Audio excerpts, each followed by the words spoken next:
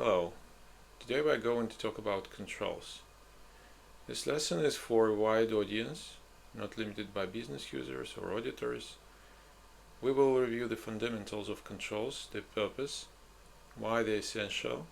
We'll talk a bit about control descriptions, why they are important, and we will talk about how to write a really good control descriptions.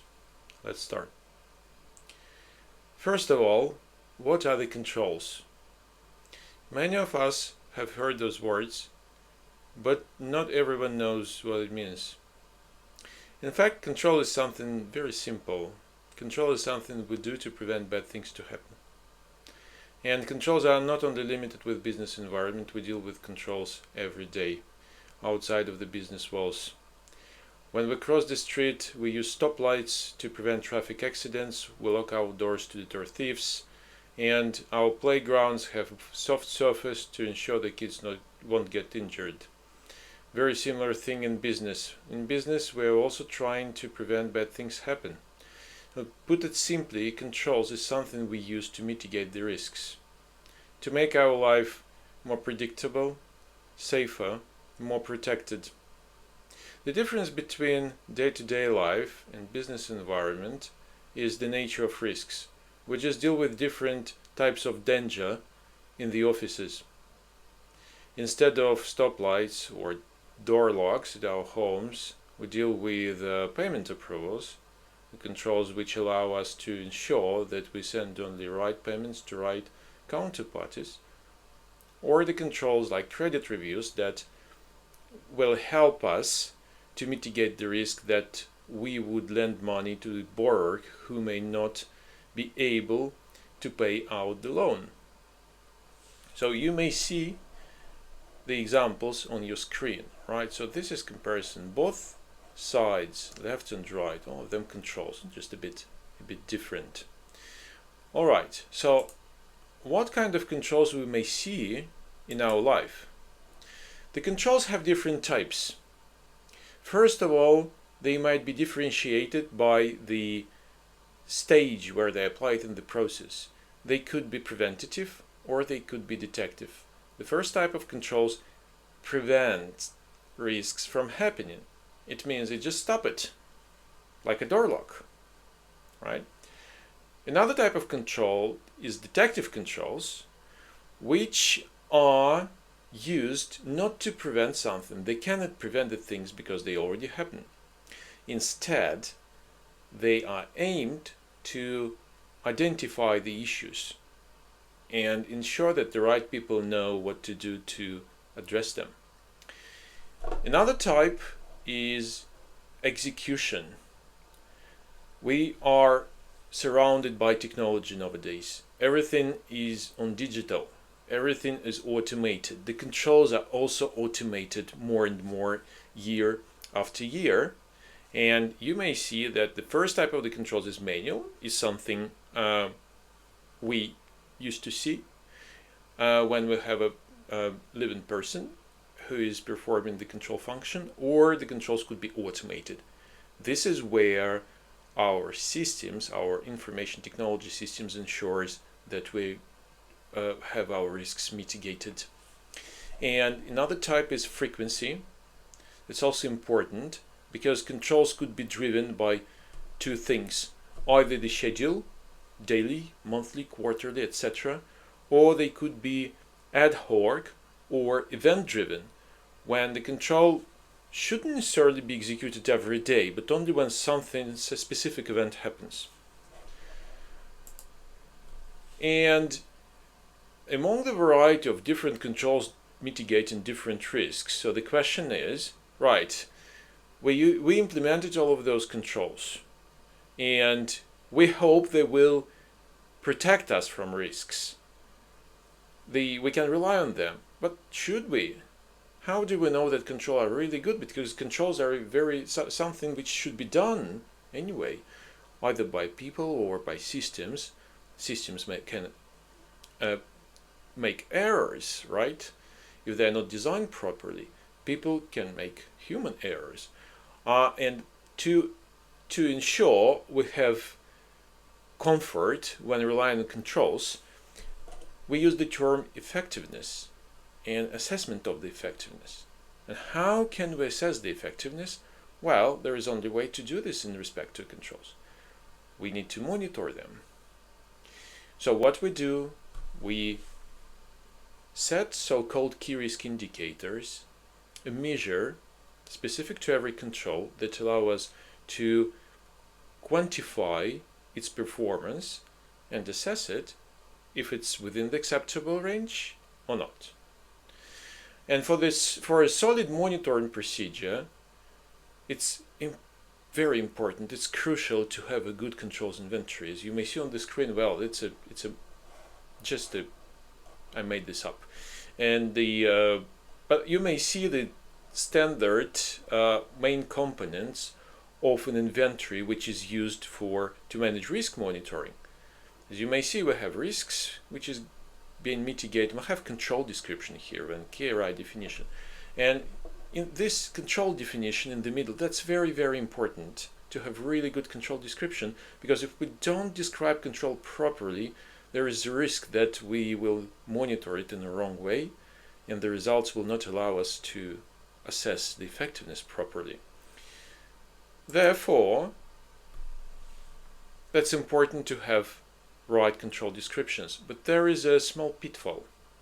The controls are often mixed with processes, and sometimes we create process definitions instead of control definitions, and the sequence of that, as we discussed just a minute ago, is that our monitoring is at risk. But what's the difference? Why it's so important? And how can we avoid this situation?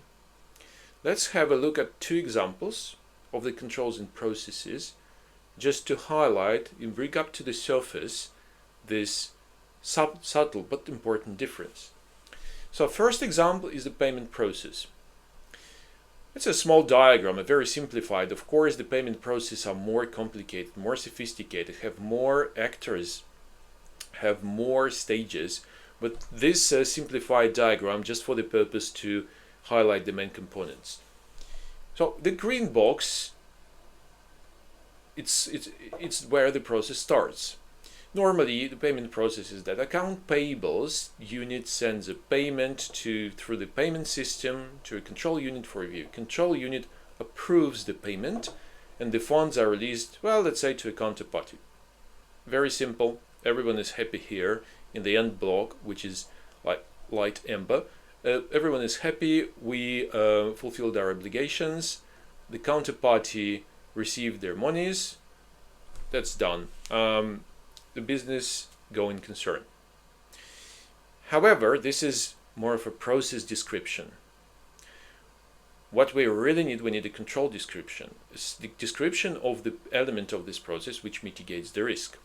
And it's not about sending the payments to the counterparties to that chain. It's more about here. It's more about control unit. Specifically that particular part. Payment review, because this is where the important work is done. Control unit reviews the payment and compares the details of the payment, the details like the counterparty name, payment schedule, payment sum, payment currency, account details, some other details. Just take the contract and verify. Do they match? Do those two documents match? If they match, the approval is given, and yes, we go green path, happy path, the funds are sent to our partner. However, if even a single detail differs, it means the payment, in the best case, will be declined by the bank. The worst case, it may be sent to some other company, and there is no guarantee we can get our money back. In that case, the control unit is declining, rejecting the payment and sending it back through the system to the account payables, asking them to fix errors. Well, normally those rejections, they are supplied with the description of the identified errors. And what's very important here is you may see those printing elements on the diagram. Every step is logged in the system. Payment submitted, there is a log record. Payment rejected, there is a log record. Payment completed, there is a log record. right? That's one example. Let's have another example from technology space. Again, the diagram is really simplified just to highlight the most important points. Let's imagine we have a system, a sales system. The users input information into that system. Once information is accepted, our sales system transfers it to the storage, central storage, where everyone can take this information and use for reporting. Very nice. But the information should be transmitted, and while the data is in travel, everything can happen. The network outage, the message may get corrupted at one of the elements of the transmission, like messaging queues or middleware. A lot of various risks, and we deal with a lot of different dangers. Just to ensure that our data is delivered, the central storage system sends back a confirmation saying to our sales source, everything is okay, everything is right, data is received, fine. So the storage system accepts the data and put it to the database. Again, everyone is happy. The management can see the sales for the given point for the given period. Perfect. But again, this is more of a description how we transmit our data from the sales system to the storage system. The control is more about the notification which is sent. Not even notification, more about the sales system waiting for notification. Because if notification is not received, there is no confirmation that data is successfully accepted and ingested. The sales system should send an alert to the support team saying, guys, I've sent the data, but the data was not delivered. It seems like there is an issue. And this is a control. And again, in both systems, in the sales systems and in the storage systems, you may see that every step is recorded to a log. Right? So it was the second process. So notice the difference. The process descriptions explain how to achieve business goals, how to deliver payments to counterparties, how to deliver data to the storage. The control descriptions explain how to mitigate risks. And you may have more than one control in the process, and you will have more than one explanation for a single process. One explanation for every risk. Right. There is something else that you may notice in both descriptions of the controls, on both diagrams. There are some patterns we see in the control descriptions.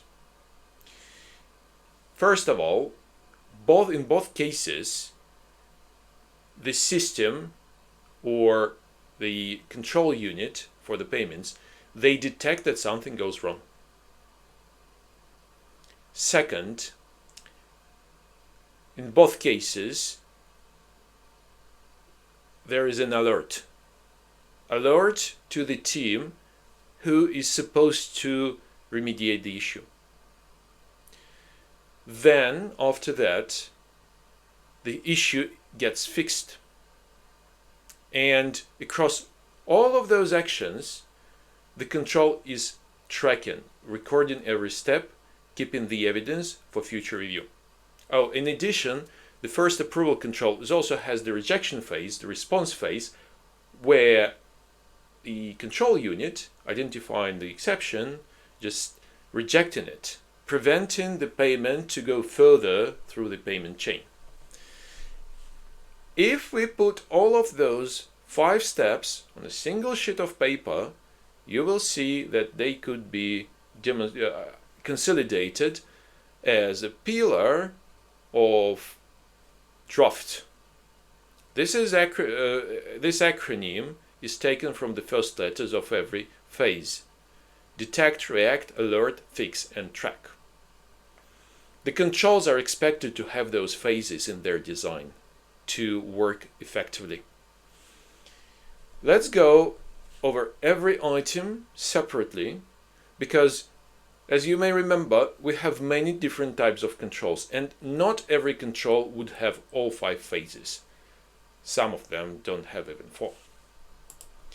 The first type is so-called all-in control. Well, an example of the approval process where we have all 5 phases, all 5 stages presented. Pay attention to that the risk is mitigated through 4 first phases, which are executed in sequence, while tracking phase, I would say even it's more like tracking capability, provides assurance across the first 4 steps. And let's just split our approval control into those 5 elements. The first, finance controller detects the issue. It reacts through the rejection. The system alerts the account payables, just saying, guys, there is something wrong with the payment. There are some errors that need to be fixed. Then during the fixed phase, the account payables corrects the payment to make sure all details are accurate. And the system, our payment system, records all steps, all actions, all approvals and rejections in the database. So this was the first type. Normally, the first type, it's preventative controls. Second, detective controls, where we have all phases except for the response. Why we don't have the response part? Just because the risk has already materialized and we have nothing to remediate immediately, right? We cannot prevent it. It just happened. We can just detect this. A classical example of the detective control is a reconciliation. One very common reconciliation is a daily check that our general ledger balance, account balance, matches the banking account balance. So first, the detection phase is, well, we assume the procedure is automated. On a daily basis, the system runs this check, right? And comparing actually 2 figures, and if those figures don't match, this is where detection phase is engaged. The control identifies discrepancy and alerts the accounting team saying the reconciliation has failed. Here are the details, the investigation needed. The accounting unit performs investigation, identifies the root cause, fixes the root cause, and rerun the reconciliation again until the clean result. So this is the fixed phase. And of course, results of all reconciliations and probably investigation, but it's a bit outside of that particular control, must be recorded in the reconciliation system. Next, the type so-called automated preventative controls. Normally, those are fully automated controls. They do not need human intervention, and that is why they lack of alerting and fixed phases.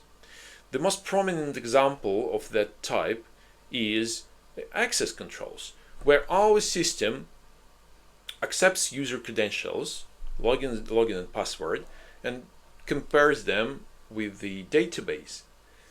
If the details, the credentials, they input by users, they don't match the database, in that case the system reacts through the rejection of access. So access denied, right? So the system responded, system prevented the risk. And the system will log the access attempt to the security log. It may or may not be communicated to the security team, depending on the system, depending on the risks associated with unauthorized access. Because just imagine social networks, right? They may have hundreds of millions of users, and millions of users input passwords incorrectly every day. Not every detected exception requires alerting, requires remediation, because it just could be just an error, right? A fat finger error. And the last but not the least type is user interface controls. This is a very specific type of controls, because we're talking about controls executed on user side in automated systems. We deal with controls of that type normally at least a few times a day at work. Those controls are commonly used in low medium risk environments. So when we don't have high critical systems or something, just a regular user input. Even when we're sending an email, there is a control of that type, which verifies that we at least we entered the email address, because without email address, emails, they don't make sense, right? And this is type of the control, which is executed on the user side. It's more like guidelines control. It helps user rather than trying to identify exceptions and fix them immediately with the support of the application support teams. So here we see immediate feedback. So if a user, so the example of the control, if a user fills out a form in the system, a web form for instance, and some of the fields in this form must be populated. We must receive those forms only with specific values in specific fields, sometimes with specific formats. So for instance, dates of birth, it shouldn't be free form field. And before submission, the system checks the data in the form against the validation rules, trying to detect any discrepancies, any mismatches. And if there at least one validation rule fails, the system reacts, denying the form submission. The form submission is rejected, it's not allowed.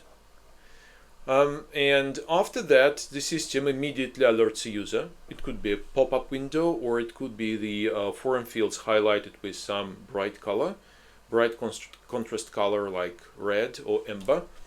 This is the alert, and there could be a short instruction that this field is mandatory, or this field should follow this particular format, and user is expected to fix it and trying to resubmit the form.